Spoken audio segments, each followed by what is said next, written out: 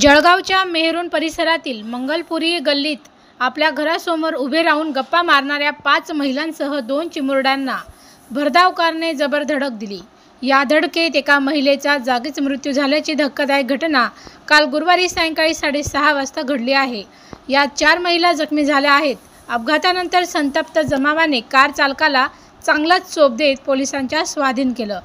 शोभा रमेश पाटील वय 60 राहणार साई प्रसाद कॉलनी मंगलपुरी मेहरुण असे मृत महिलेचे नाव आहे।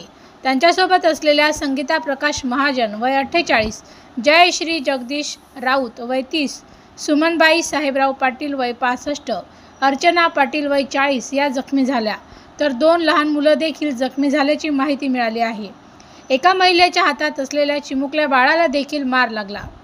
घटनास्थळावरून मिळालेल्या माहितीनुसार असे की जळगावच्या मेहरुण परिसरातील मंगलपुरी भागात दूध घ्यायला दुकानावर जात असलेल्या एका वृद्ध महिलेला धडक दिली। त्यानंतर घाबरलेल्या चालकाने कार नियंत्रण सुटले व त्याने ब्रेकऐवजी ॲक्सिलेटरवर पाय ठेवल्याने गाडीचा वेग वाढून पुढे काही अंतरावर अज्ञात उभ्या 4 महिलांना उडवले। धडक इतकी भीषण होती की त्यात दूध घेण्यासाठी जात असलेल्या शोभा रमेश पाटील यांना गंभीर दुखापत होऊन त्यांचा जागीच मृत्यू झाला। दरम्यान या अपघातातील कार चालक पवन कैलास पाटील वय 25 राहणार सप्तशृंगी कॉलनी रामेश्वर कॉलनी मेहरुण जळगाव हा नवशिक्या असल्याचे समोर आलं आहे। 4 महिन्यांपूर्वी तो गाडी शिकला, त्यानंतर त्याच्याकडे वाहन चालवण्याचा कुठलाही परवाना नसल्याची माहिती समोर आली आहे। या अपघाताबाबत पोलिसांनी माहिती दिली असून कारवरील चालक तरुणाचे नियंत्रण सुटल्याने हा अपघात झाल्याचं पोलिसांनी सांगितलं आहे।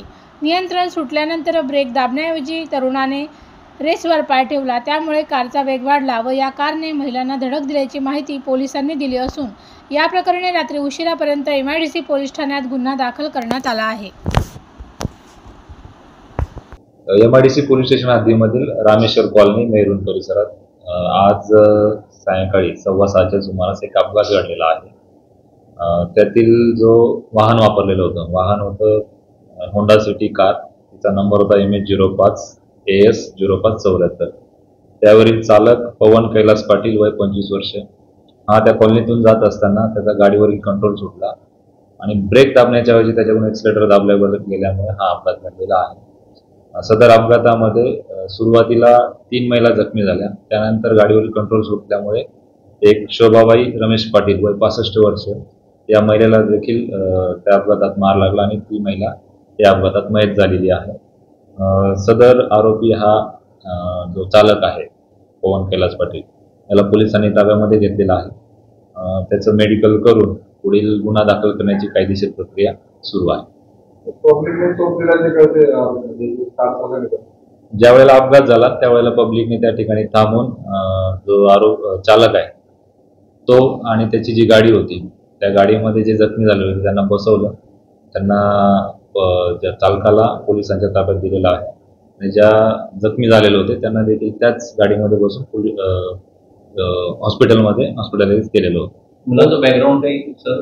जो चालक आहे तो अकाउंटंट आहे आणि 25 वर्ष वयाचा आहे। तो देखील रामेश्वर कॉलनीमध्ये त्याच एरियात राहणारा मुलगा आहे। बाकीच्या महिला जखमी झाल्या त्यांची प्रकृती कशी? त्यांना किरकोळ जखमा आहेत, त्यातील एक महिलेला डिस्चार्ज देखील देण्यात आलेला आहे। बाकीच्या 2 महिलांवर उपचार सुरू आहे। त्याला हिट अँड रन म्हटलं जाईल सर? हिट अँड रन म्हणण्यापेक्षा अपघात आहे, हा अपघात झाला आणि त्याला त्या ठिकाणाहून ताब्यात देण्यात आला। जखमीला देखील त्याच्याच गाडीमध्ये हॉस्पिटलमध्ये पाठवण्यात आलं।